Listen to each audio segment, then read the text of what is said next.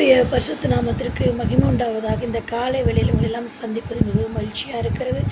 தேவன் இந்த ஒரு நாளை கூட கூட்டி கொடுத்த கிருபைக்காக கொடாடக்கூடி நன்றி. இன்று தேவன் நமக்கு கொடுக்கும் வார்த்தை எரேமியா 17வது அதிகாரம் 7வது வசனம். எல்லாருக்கும் தெரிந்த பகுதி தான். கர்த்தர் மேல் நம்பிக்கை வைத்து கர்த்தரை தன் நம்பிக்கையாய் கொண்டிருக்கிற மனுஷன் பாக்கியவான். கர்த்தர் மேல் நம்பிக்கை வைத்து கர்த்தரை தன் நம்பிக்கையாய் கொண்டிருக்கிற மனுஷன் பாக்கியவான். ஹல்லேலூயா. இன்று நீங்களும் நானும் பாக்கியவான்களாக இருக்கிறோம். ஏன் அப்படின்னா அவரை மட்டுமே நம்பி இருக்கிறோம். வேறு யாருமே நமக்கு துணை இல்லை. ஒரு வேளை ஒரு மனிதர்களுடைய உதவி நம்மளுக்கு அவசியமாக இருந்தாலும் அவர்கள் மேல் நம்பிக்கை இல்லை.